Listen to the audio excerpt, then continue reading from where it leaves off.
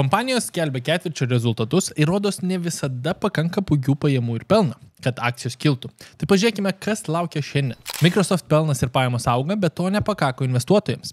Meta taip pat rodo augančias pajamas ir jos akcijos kyla. Jerome Powell pagaliau užsimena apie palūkanų mažinimą, ieškinys dėl CrowdStrike ir galiausiai JAV Senatas išleido naują įstatymų aktą dėl vaikų interneto prieigos ir socialinės medijos naudojimo. Bei rinka galimai keliauja link krizės.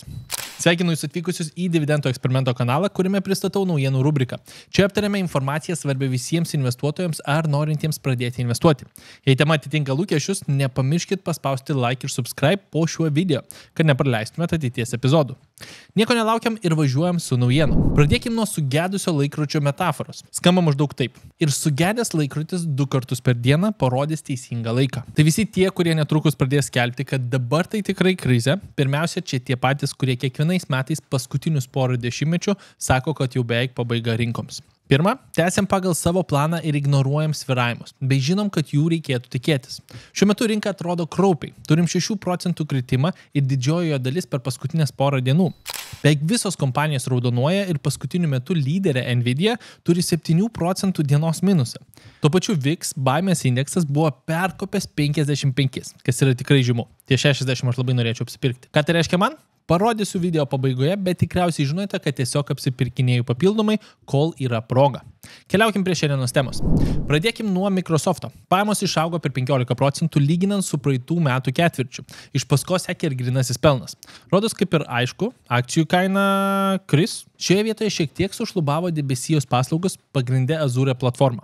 Pati platforma nors ir augo, visgi nepasiekė analitikų paskaičiuotų rezultatų. Kadangi šiuo metu Microsoft pagrindinis sektorius yra debesijos paslaugos ir Microsoft konkuruoja su Amazon Web Services bei Google duomenų centrais, investuotojai įvertino mažesnį nei tikėtasi plėtrą kaip riziką. Meta arba kitaip Facebookas taip pat paskelbė savo ketvirčio rezultatus.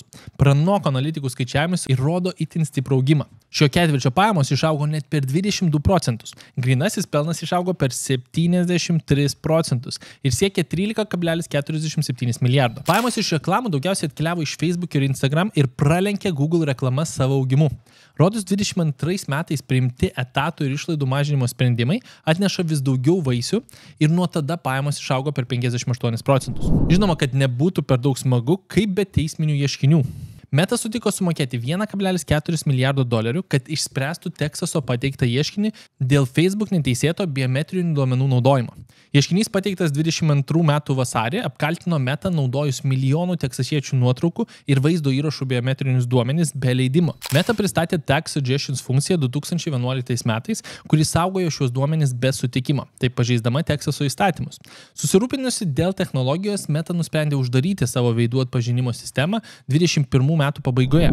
Taip pat Bill Ackman Pershing Square atsisakė IPO planų dėl mažesnio nei tikėtasi investuotojų susidomėjimo. Tačiau Ackmanas planuoja grįžti su patobulintų savo fondo pasiūlymu, siekdamas jį modeliuoti pagal Berkshire Hathaway. Atsisakymas įvyko po Pershing Square pranešimo apie planus surinkti $2 milijardus, gerokai mažiau nei anksčiau minėti $25 milijardai. Birželio mėnesį Pershing Square valdė 18 milijonų vertės turtą, daugiausiai per Europos biržose kotiruojamą uždarąjį fondą. Taip pat JAV Senatas priėmė 2 įstatymus, kurie pakeis, kaip nepilnamečiai gali naudotis internetu. Šitas paveiks visus socialinius tinklus realiai. Platformos turės įvesti apribojimus naudotojams, kurie bendrauja su nepilnamečiais ir funkcijoms, kurios skatina vaikus ilgiau naudotis programėlėmis, pavyzdžiui, automatinio atkūrimo funkcija. Kai kuriais atvejais tokios platformos kaip TikTok gali būti priverstos pertvarkyti savo sistemą, jeigu žiūrovas arba klientas yra nepilnametis. JAV transporto departamentas DOT tyria Delta Airlines po to, kai įvykęs IT gedimas sukėlė 1000 skrydžių atšaukimų. DOT nurodė pagrindinius sutikimus ir prastą klientų aptarnavimą, pabrėždamas didelį skundų skaičių. Delta bendradarbiauja su tyrimu. Programinės įrangos atnaujinimas iš CrowdStrike sukėlė istorinį Microsoft sistemų gedimą, kuris stipriai paveikė Delta. Generalinis direktorius Edas Bastianas šį savaitgalį pavadino siaubingu, nes buvo atšaukta daugiau nei 4000 skrydžių. Delta šioje vietoje irgi nesnaudžia ir jų ruošiasi teisminiam procesui.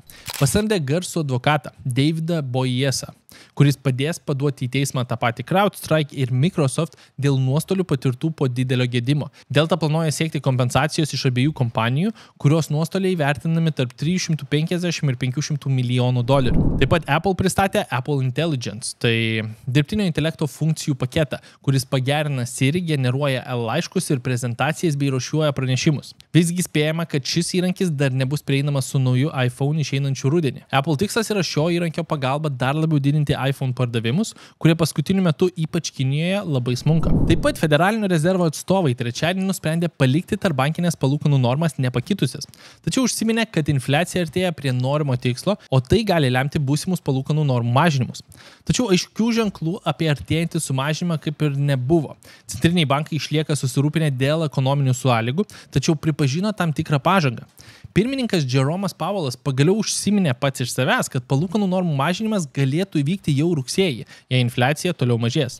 Nors sprendimas dar nebuvo priimtas, rinkos tikisi galimų mažinimų rugsėjį, lapkritį ir gruodį. Momentaliai po Powello komentaro akcijų rinkos kilo. Dabartinis rinkos veiksmas, taip sakant, kritimas atrodo kaip tik labiau skatina palūkanų kritimą, tad šokam į praktiką, ką aš dėl to darau. Priminimas. Investuojam, kai visi bijo. Kadangi viksas aukštai, reiškia visi bijo.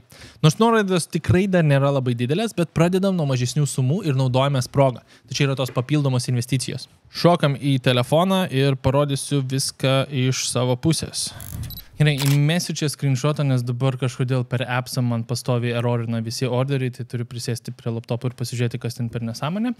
Bet idėja labai paprasta. Šiandien, vėliausiai ryt, vis tiek investuosiu bent jau $1,500 išnaudoti šitą pasiūlymą, nes neaišku, kiek kartų pamatysime svyravimo žemyn. Šiandien tiek. Ačiū už dėmesį. Smagu matyti, kad domitės ne tik finansiniu raštingumu ir savo ateities gerinimu, bet ir realiai sekat pasaulio naujienas.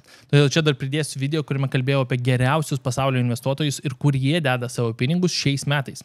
Ir kaip visada, jei patiko video, nepamirškit paspausti like ir subscribe ir iki rytojaus.